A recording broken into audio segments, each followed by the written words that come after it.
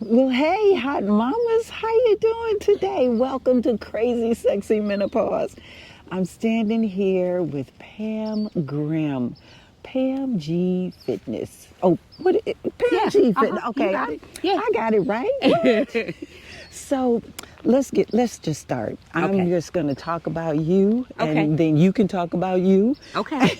That and sounds good. and we're gonna get it going. Okay. So Pam, you have been um, you have been through some things.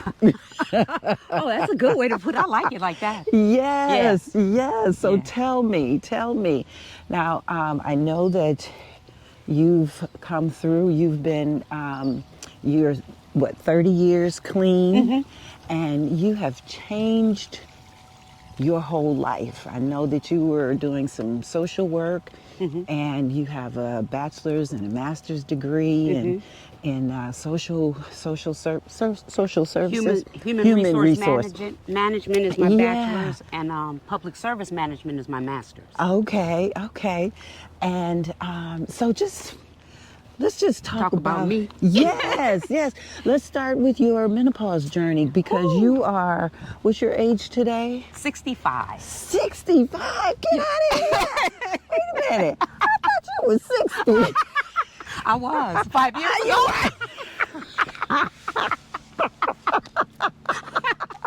Oh, y'all, this is gonna be a day. This is gonna be a good one.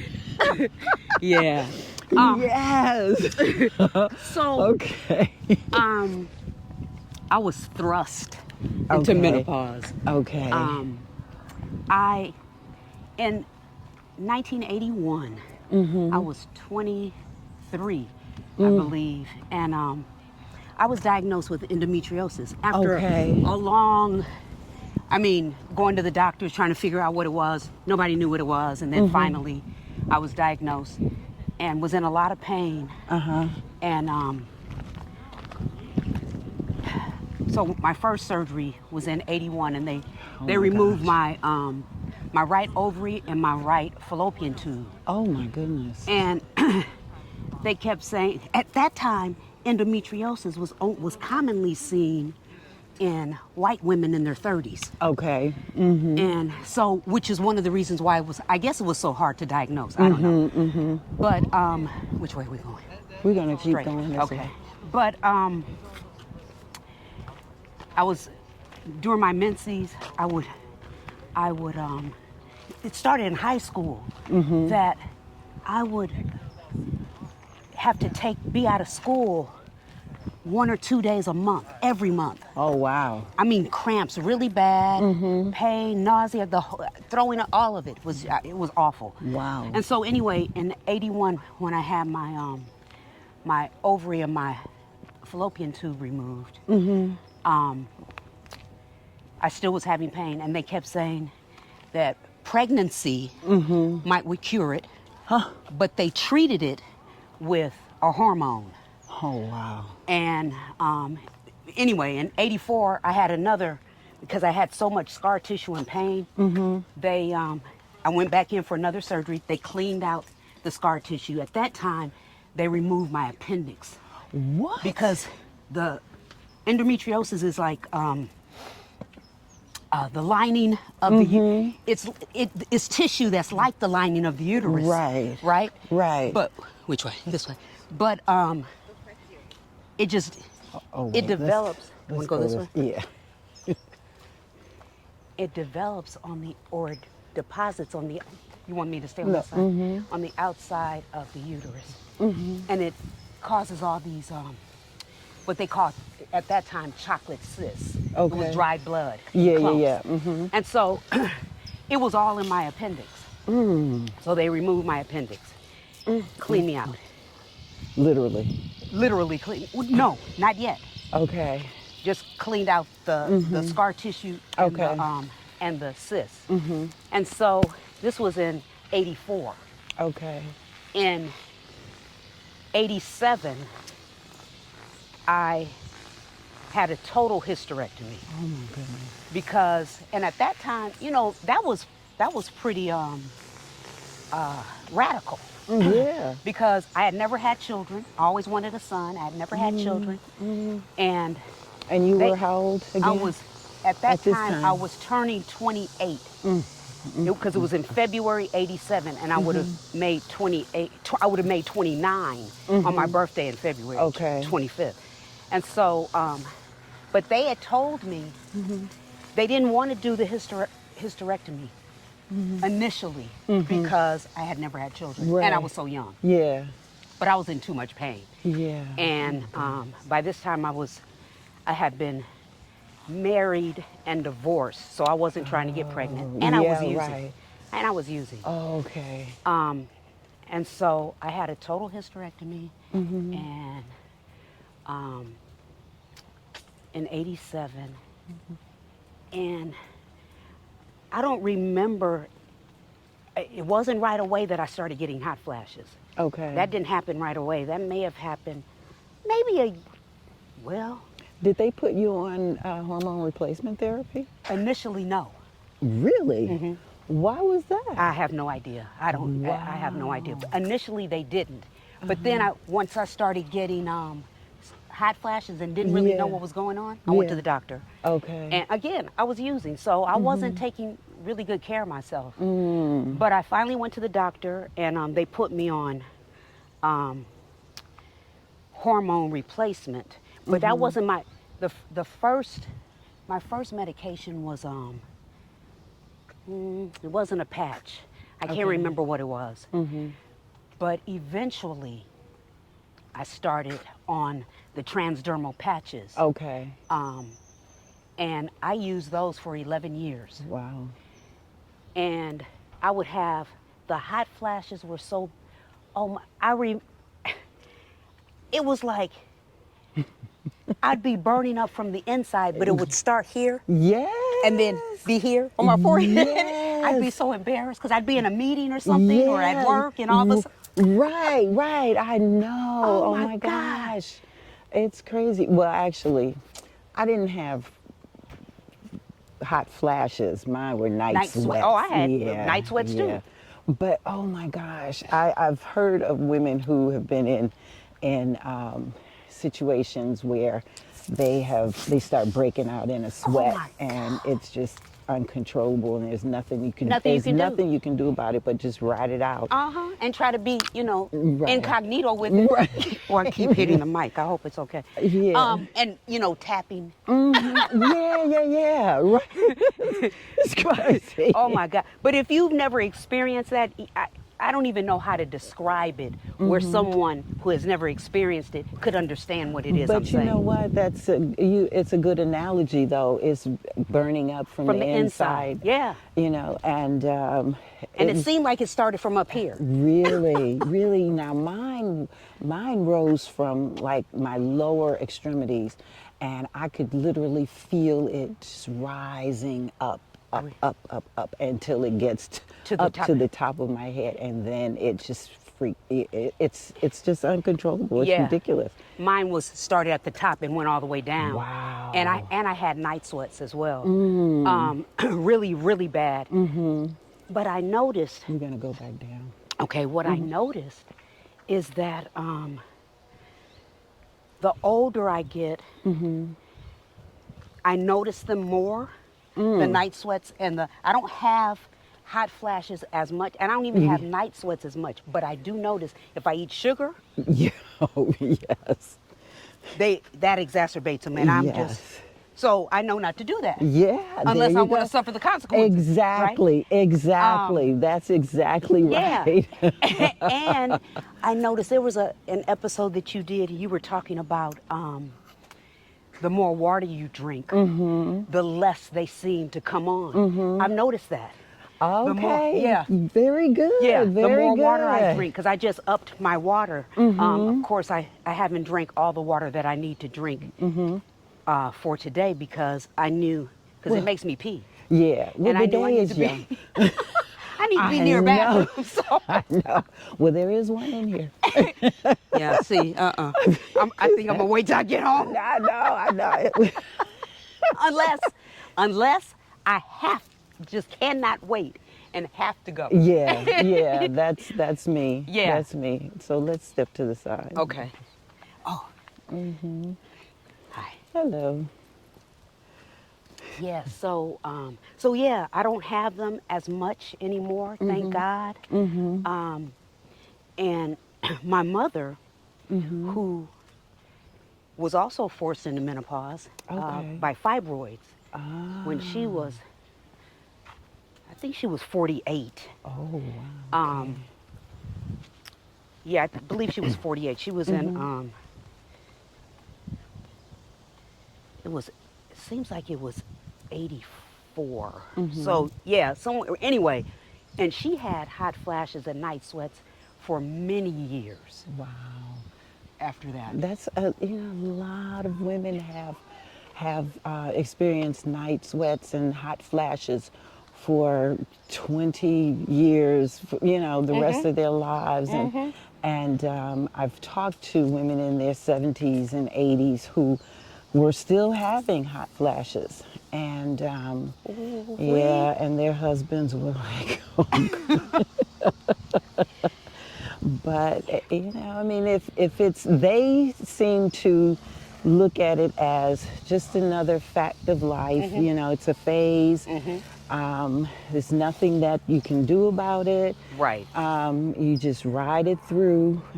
The hot flashes last anywhere from 30 seconds to 5 minutes, Yep. and God bless those women who have Because goodness. they come on like this and Right. they can go away like that. Right, But I've right, had them where right. it seemed like they lasted a whole year. Yeah. Oh my! It's like, It's the oh my truth. God, Oh my oh gosh, my God. yes. And It's it insane. makes for restless sleep, Yes, mood yes. swings. I understand why Mm-hmm. we can go psycho. Yeah. Right? From lack of sleep makes you very irritable. Absolutely. And being hot, burning up on the inside, and it's Right. showing up on the Right. outside where everybody can see. Yeah. Exactly. Yeah. Exactly. So thankfully, I'm not, yeah, that isn't my experience as much anymore. Yeah, And well, I'm that's, grateful for that. yeah, Yeah. yeah. It does seem like the older you get, the milder they become. Yeah. And I think that has to do with the estrogen levels, the decrease in the Estrogen. estrogen levels. Yeah. So, talk to me a little more about your addiction. Ah. So I started using, okay, as a kid, I never felt comfortable in my own skin. I always felt different, even though How I'm so? the oldest. I don't know. I'm the oldest. I'm the oldest of three. I have a Okay, brother and a sister. My sister's in the middle. okay. And it it felt like I had all this pressure on me because I was the oldest. Intelligent. I was very bright. You are very I'm bright. very bright. You, that's right. Thank you. I am very bright. And what I heard my father say, now he may not have said this, but what I heard in my 7-year-old mind was, you're the oldest and you have the responsibility of the youngest. Now we're all 2 years apart. Oh. So what that translated to me was I need to, whatever they're doing, I'm going to be a tattletale. Because I'm responsible. If you're not doing what you're supposed to be doing, I'm going to tell it. Well, that didn't make for a very lovely Right. relationship with me, Right, with your me and my siblings. siblings. Oh my Yeah. God, they couldn't stand me. Oh Because I was a no. tattletale. I told it all. I'll Oh. never forget, they got into, my father used to work at night, so he'd sleep during the day. My mother worked during the day. And they, my brother and sister got into the Johnson's baby aspirin. You know, remember those orange ones that Yeah, taste so good like yeah, candy? yeah. They climbed up into the No. medicine cabinet Oh. and had to have their stomachs pumped. And I was blamed for it because I was supposed to be watching them. Oh my And so it goodness. was those kinds of situations that made me feel like I Wow. needed to always be on watch, and I needed to always have things were supposed to be perfect and right. Well, that carried on into my adulthood. I was always, even though I was the one who, I was, I was pretty popular in school. I can see why. Yeah, but for some reason that didn't feed me. That my in my distorted self-image, I never saw myself as that. It's only been through hindsight and recovery and looking back at my experiences that I was able to understand. Yeah, you are. You know, but I didn't see that, and so I was uncomfortable. And from junior high school being a leader, I remember being a leader in junior high school, ninth grade president, on the dean's list, all of that, Wow. to becoming a follower in high school. Even though I got A's and B's, but I still wanted to be with the cool kids. Well, the cool kids weren't really doing anything constructive. They never are. They never are. And why are they called cool? Right, exactly. I wanted to be one of them, so I was one of them. And that's where I started using in high school. And I graduated, and I think the top 14 of my class. Dang. Yeah, I was, yeah, senior class queen. Wow. Yeah. Miss Popularity, Miss Congeniality. And didn't know it, right? Wow. Ain't that sad? However, went to USC. I didn't finish at USC. I got a California State Scholarship. USC is a private school in the middle of the ghetto. Wow. Private school. And I went there for a full year, and then attempted suicide. Really? And my best friend was dating a guy. Well, I started dating this guy, and we both, me and my best friend, we both were working at a place during the summer. Okay. To make us some money to, go back to school. And she was my roommate in my freshman year, and then in the dorms on campus, and then we got an apartment off campus, and she was my roommate. Well, this guy happened to be married. I didn't know he was married, and so I broke it off. And then when we went back to school in September, she brings him there, and now they're dating. No. I didn't know how to take that. I'm being betrayed. Oh my God. So rather than deal with those feelings of betrayal, I just wanted to end it. But I didn't really want to end it. I just wanted to, it was a cry for help. Because I took some sinus medication.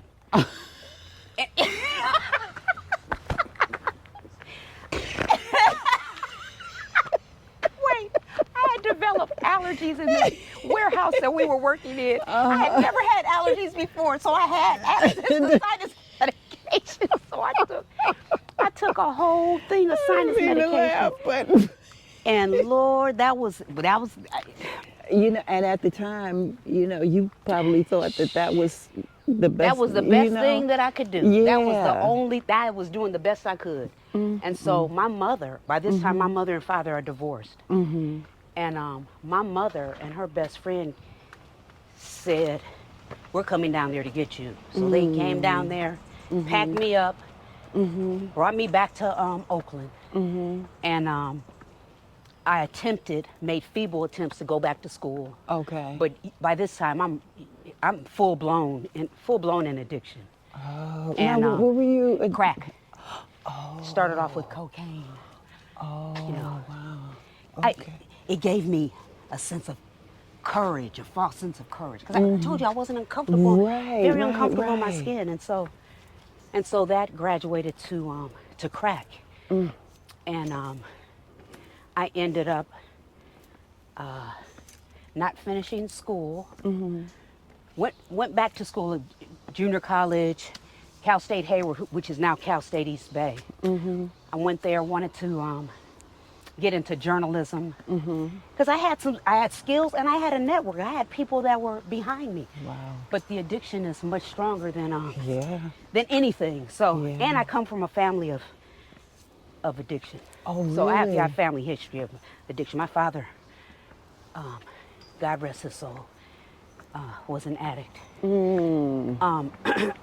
But, and then bunch of folks, aunts and uncles drank. Oh, okay. And so, but anyway, I moved in 1980. Let's see, I had a hysterectomy in 1987. By 1989, I had left California and gone to Arizona.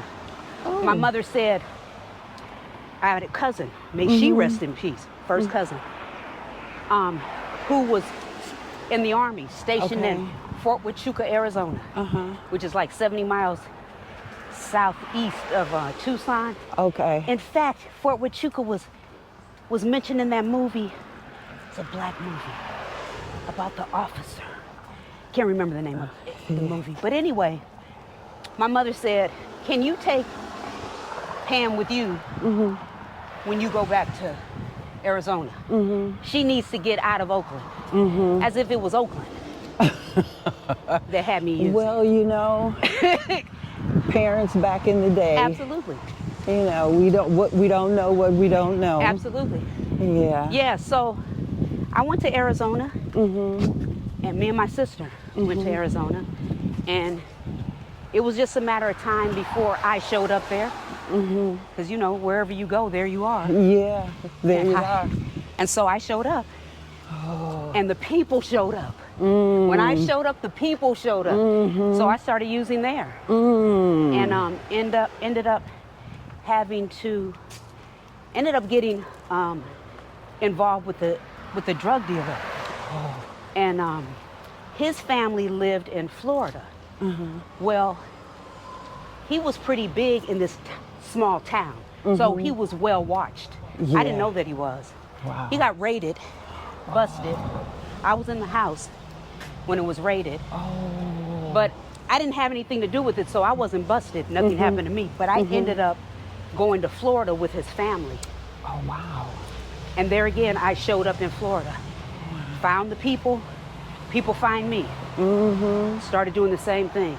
By this time, this is like September '89. And I would keep in touch with my mother, because my mother, you know, she would worry. So I would keep in touch with her. I'd call her. She knew I was using. And she prayed. And so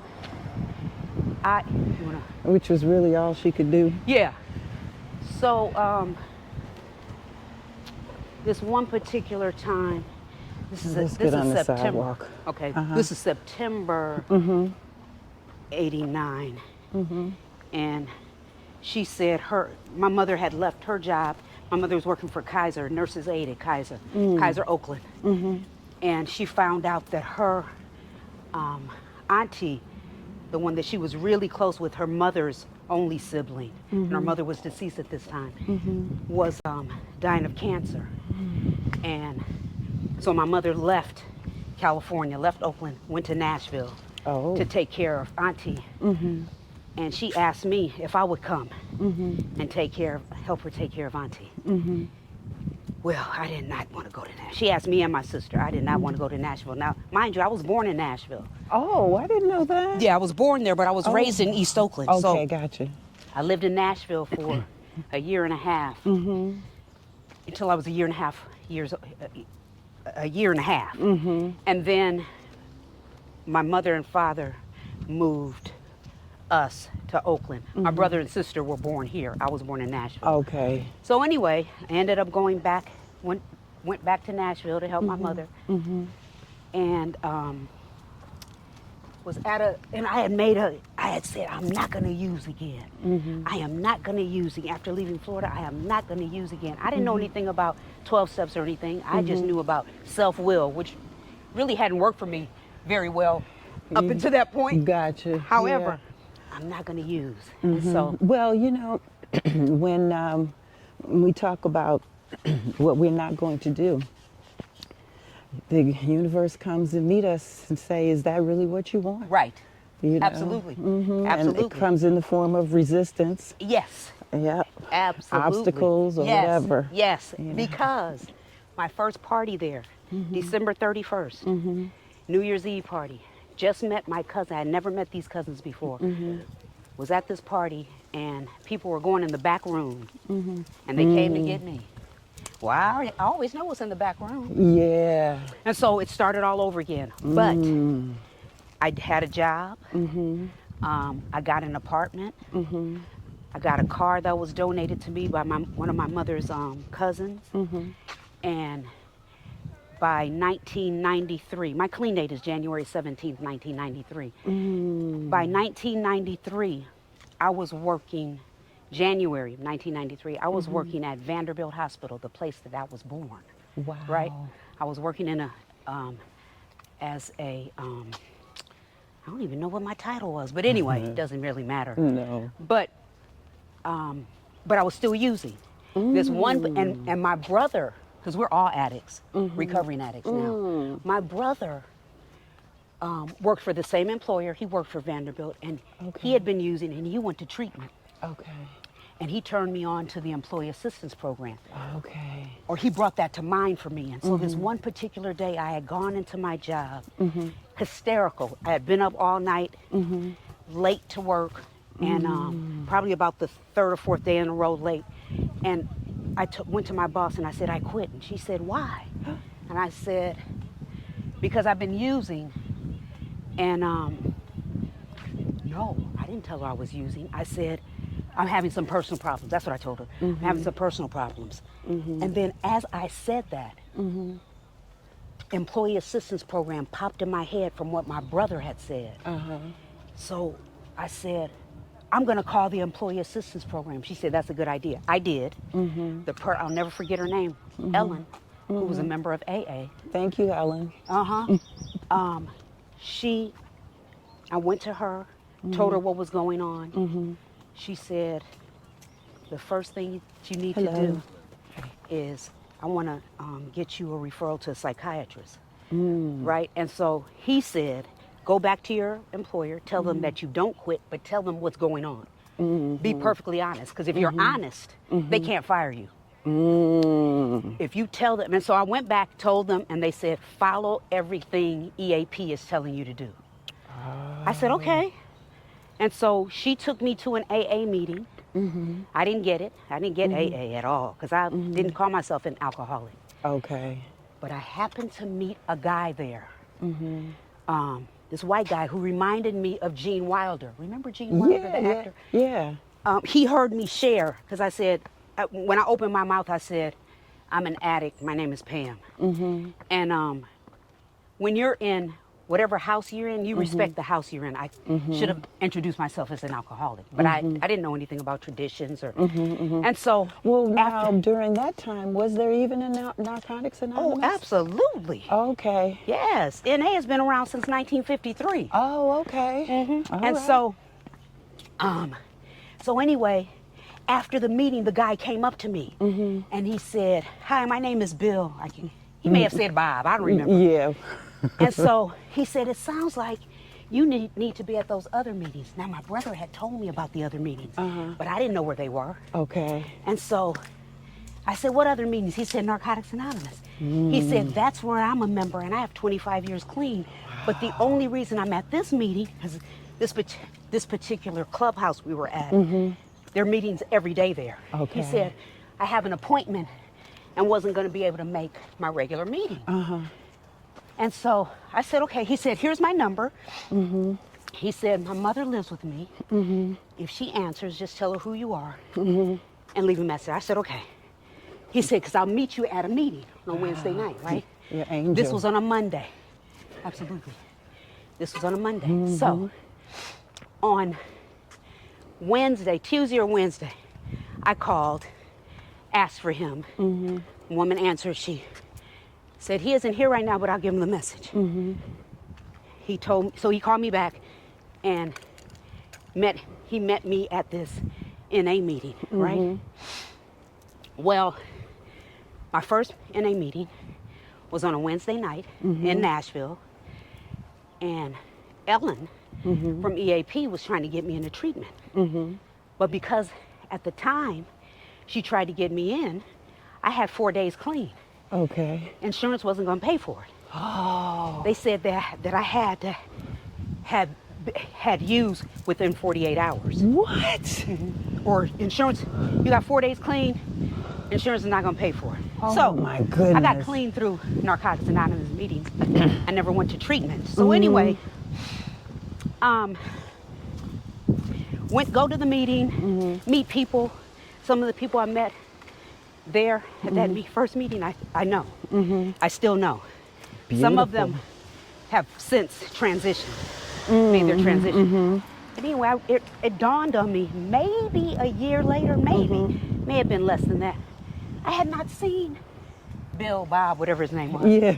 So I decided to call the number. And the lady answered the phone. And I said, may I speak to...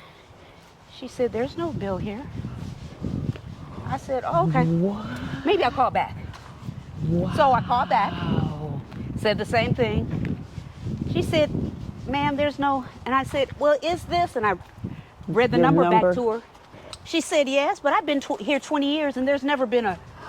He was the angel. Oh, my goodness. Do you know I've not seen that man from that day to this day? And when I was in Nashville, when my former husband passed, and I was there taking care of him, when I was there, one of the guys that I met at the first meeting that I went to, who I'm still real close with now, he asked me, because I was beginning to think, I dreamed all this, I made all this stuff up. Yeah, This was a dream. Yeah. He said, Pam, whatever happened to that doctor? Because the guy was a doctor. Oh. Whatever happened to that doctor you came to the meeting with? I said, he was real, wasn't he? Oh, He said, my goodness. I said, I don't know. So I told him the story. He said, yeah, he was the angel. Yes. He was the angel that brought me to Narcotics Anonymous, and I've been in Narcotics Anonymous ever since.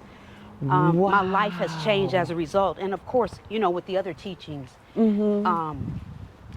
it's been phenomenal. Do I ever think about using? I don't think I do. It's always about the using, though, right? Yeah. Using something. Yeah, Because yeah. I can use something. Yeah. Converse, T-shirts, Yeah. sex, Food. food. Yeah. Yes. Yeah. Sugar. Oh my God. But my life has totally transformed, and the way that my mother is now living with me was through a living amends, because I put my mother through hell, right? And so when I decided to leave my second husband, because I've been married and divorced twice, when I decided to leave my second husband, who's now deceased, and the one that I took care of as he made his transition, I decided to come back to California, something that I thought I would never do. I never thought I'd come back here, but it was time. Yeah. And so she wanted to come back, because remember, she had left there to go take care of Auntie. Auntie passed in 1990. And I said, yes, you could come and live with me. Now, all I was thinking, thinking two things. It's a living amends to my mother. And number two, as long as my mother is with me, I'm not going to do anything crazy. Right? So it wasn't a total selfless act. There was some selfishness in there. But it was to take care of myself. Yeah, self-preservation. Absolutely. Yeah. Absolutely. Self-love. Absolutely. And she was the enabler to your self-love. Yes, she was. I like that. Yeah. I like the way you did that. So my mother's been with me for 18 years. Because we moved back here in 2005. Just me shy of 12 years. Because we moved back like January 12th, and my clean date is January 17th. Okay. And how's she doing? Well, she's 87. Oh, God bless her. And she likes to do things her way. She can't.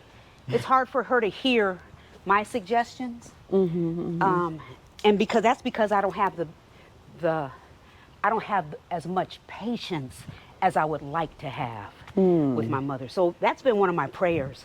Well, you know, when we pray for patience, I know. we get more. Oh yeah, we get more of the opportunity to be patient, and I've been getting. Oh my God. But you know, I don't want my mother, because it feels a certain way to me. I don't want her to feel bad. You know, and it makes her feel bad if I'm impatient. Okay. Because when I'm impatient, you know, it comes out sideways. One day, because my mother wears hearing aids, but she still doesn't really hear well with the aids. And so I said, well, Mama, did you hear me? She said, no. I said, how come you didn't tell me you didn't hear me? I didn't feel like seeing your face. Oh, no. And I couldn't do anything. Oh, look at those pears. I couldn't do anything but apologize. I didn't feel like seeing your face because I didn't hear you. So yeah, my work, I have, oh my God, a work in progress. Yeah, aren't we and all? And my intention is not to beat myself up when I fall. Although, you know, I still go back to that perfection thing, that thing that I thought I was supposed to be as a kid, that brought me, it's still residue from childhood, you know, so Well, it took years to build up, ooh, yes it did. you know, so it's going to take, be gracious. Gracious to myself. Yes, absolutely. absolutely. As gracious as I would be to someone else. Exactly. Yep, that's the part that I have to keep reminding myself. You know how kind you are to other people? Right. You can be that kind to yourself, right? Exactly. We should So- we should be. We should be. Yeah. We should be, but Absolutely. it's not it isn't a knee-jerk reaction. My No. knee-jerk is to beat myself Beat up. yourself up. And you're not alone. Right. You know, you're not alone. Yep. Is that why you why you wrote the affirmations book? Because I need them. Because now Pam is an author. Self-published. You know what? Published is published. Okay. Okay. Now there are the people who make that distinction, but we ain't gonna do that right now. No. Okay. And there's a certain level of bravery, and that comes with what it is that you did.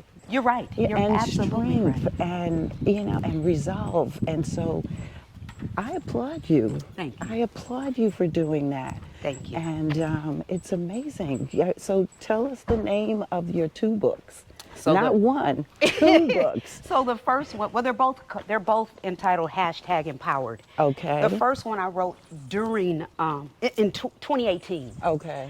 And it was supposed to be. Well, it turned out to be exactly what it was supposed to be. But my intention at the time was for it to be a 365 day. Okay. Daily. Yeah. Right? Yeah. That was way too much work. And so I had 90 days worth. Wait, in what way was it too much work? To really be focused, to and I didn't believe that I had that in me. Oh, okay.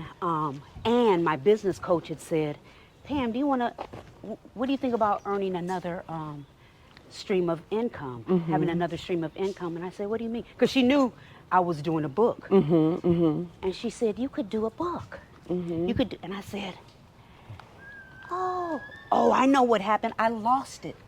I lost my thumb drive that I had all my stuff on. And That so happened to me. And so, yeah. And so that's why it ended up being a 90-day. And I wanted to get it out sooner rather than later. So that's a 90-day. That's on Amazon. Okay. Yeah. And then the second one I wrote during COVID. Oh. And it's a gratitude and affirmation journal. So I provide both the gratitude, because I do a gratitude list every night as part of my spiritual practice. So I provide the page so you can do your own gratitude list, and then I do an affirmation, and then I provide a page where you can write your own affirmation. Oh, beautiful. And so those have really helped me and helped to sustain me, especially when I can remember That's part of your toolbox. Yes. It's so easy to forget. Yes. You know, so Remember your tools. Right? Remember your tools. Remember your tools. Yes, you've done the work. Oh I my know. goodness. Yes. I do that a lot though too. You know, I write down things and then forget. Forget. You know, so I'm sure I'm not the only one. We're But human. yeah, That's part of the human the experience. human experience. That's right. And so what we will do is we will have your uh, your books. And now, do you have a website? I do. Okay, so we'll have your website and all of that in the description so you can get Pam's book. And Pam is also a health coach, no, a wellness coach, and personal trainer, group fitness instructor, and All you do virtual, all yeah, virtual you do work. virtual training online, and so we'll put your contact information on there so people can get in contact with you. Thank you. Because you're looking wonderful. Thank you so much for 65, huh? That's right. What? He said, I thought you were 60. I know. Well, you know, shoot, you trying to catch me.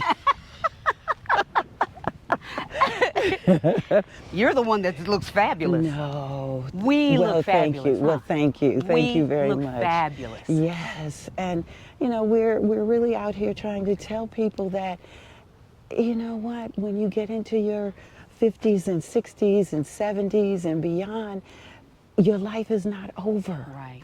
Your life is just beginning. It's a new awakening. Absolutely. All that you have been through, Pam, and you are looking just as vibrant and beautiful Thank as you. ever. Thank God I don't look like what I've been through. My goodness, God. that is all Yes. of us. Yes. That is all Right? of us. I mean, and it's a choice. Yes.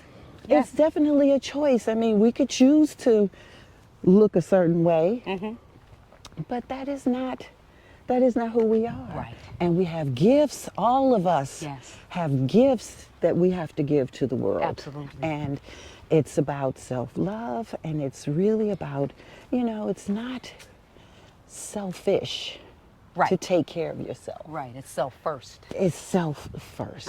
It is self first. Yeah. I read that somewhere. Yes. It's not selfish. It's self first. Yes, Yes. absolutely. Yes. So, Pam, it's just been such a blessing to have you with us Thank you. today. It's been a blessing for me Thank too. you so much. I opened up so much of myself to you Yes, all. You have, and we appreciate you, and I'm sure that there's someone listening or watching that will be blessed by what it is that you have to say, what you have said, and understand and know that you are a gift, and recognize the gift that you are. Yes. Because just like Bill or Bob was an angel to you, you are in turn an angel to someone else. Yes. And so thank you. Thank you. Thank you, This was thank you, awesome. thank you. And we got a workout in. We did, going up all those stairs. Ooh-wee, I got to take this off. But anyway, if you like this video, please subscribe, share, and click the notifications bell, and leave a comment in the comment section, whether you like this video, or if you would like a subject or a topic or someone that you would like for me to walk and talk with. Yeah. And so, just like you, Pam, we want you all to live your life well. It's your life. Live it well. Since we're here, we might as well live it. Right? That's right. Yes. That's right. Take care. Bye.